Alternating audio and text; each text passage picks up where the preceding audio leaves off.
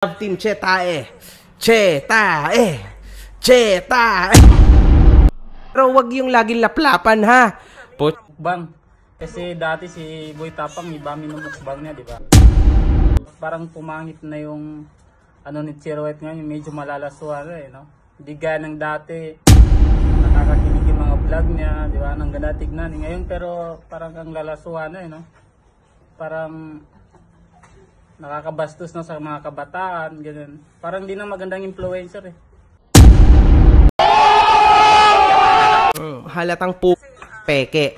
Kasi, alam mo, ganito yan, tuturuan ko yung pinaka-director, ha? Pagka nagpaulit-ulit kayo na puro laplapan lang, cringe na love story, hindi po yan mananawa ang tao, ha?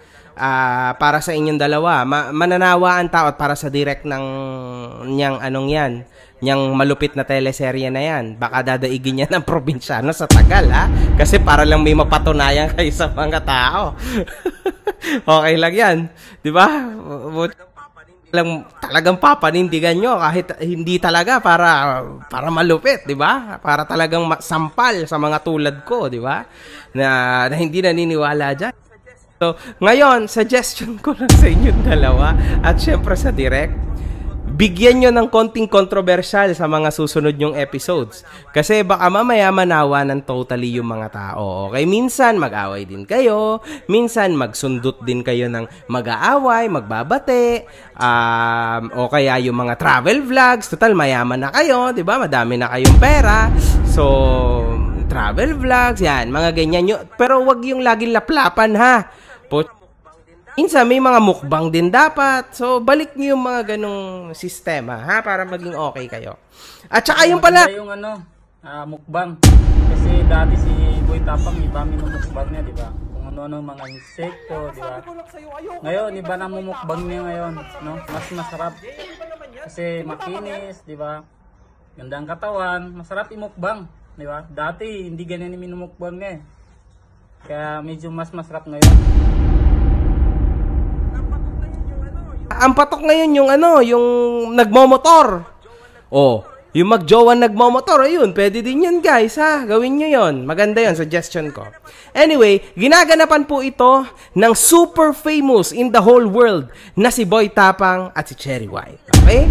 Gusto kong ilahad sa inyong lahat ang love team ng taon. Che tae. Palakpakan ng mga... Nangasar talaga si Makagago eh, no? Si tae daw, ang bagong love team ng... nitong taon na to, no? Pero ano parang pumangit na yung ano ni Chiroet ngayon, medyo malalaswa eh, no? Di gaya ng dati, nakakakilig yung mga vlog niya, di ba? Nang ganda tignan ngayon, pero parang ang lalaswa na eh, no? Parang nakakabastos na sa mga kabataan, ganun. Parang di na magandang influencer eh. Yeah! Well, yan na po ang kanilang tambalan, if you may, if you agree. Che tae. Perfect yan, mga boss po. Man, love team Che tae. Che tae. Che tae. Che tae. Yes. Perfect, man. You made it. You've made it, guys. Nasa top na kayo ng Che. Pakiramdam ko, may maigagatas pa ako dito. So sige, patuloy natin to. Nakita natin sa latest episode nila na sila po ay nagkita sa Mactan Airport at literal na nagkalat sila. Okay, yun yung naging problema. Sa airport, medyo bastos na yun eh, kasi isipin mo napakaraming tao tapos laglag pa yung ano, di ba? Bastos na masyado yun eh. No? Hindi na nila ginagalang yung mga nanonood na mga kabataan, di ba? Alam mo yung, akala mo nga, parang pagkain eh, akala mo galing sa kulungan eh, di ba? Tapos nakalabas sa kulungan, ngayon lang nakakita na pagkain, di ba? Pangit talaga yun. Yung entrada ng director nila doon. Doon kasi, ang ganda, tas syempre, nagsimula ang lahat ng nasa pick up si Boy Laplap. Tas yung usual yung alam niyo yung mga starter pack na mga pack. Flowers, chocolate, in this case flowers na. So, ngayon nagkaroon siya ng flower pack na madalas natin mapanood sa mga telenovela, 'di ba, na ibibigay sa airport tas babagal yung scene. Adi baka naman boss Makagago ginagaya yung si drama, yung Korean drama, di ba? Pero daig pa nila eh, no? Daig pa nila yung Korean drama, di ba? Sobrang na yun sa kanila eh, no? Parang nakakabastos nga lang talaga, no? Si Boy Tapang wala ng mga vlogs na dati, ngayon parang puro laplapan na lang, di ba? Hindi na magandang yung nakaka-influensya sa mga kabataan, di ba? Parang ano eh, walang nang nadudulot na aral eh. Puro kalokohan na lang, di ba? Slow. Ay, mga ganun.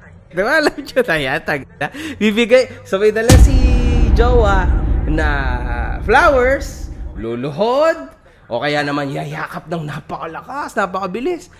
Ano yun pala, libog lang. Pero yayakap, puta, solid man. Tapos, yun, tatagal. Parang yung mga slam dunk dati, no? Pagka nag-shoot, ang bagal. Isang linggo bago slam dunk, pag nag-shoot ngayon, mapapanood, bago siya makashoot, isang linggo pa na makalipas bago mahulog yung bola sa ring, di ba? Ang tanga talaga ng kalokohan nila, no? Gagawin nilang probinsyano yan, ilang taon matatapos, tapos hindi rin pala totoo yung relasyon nila, di ba? Pero okay lang yan, mag-isabay lang tayo dyan. So hanggang dito lang, peace out.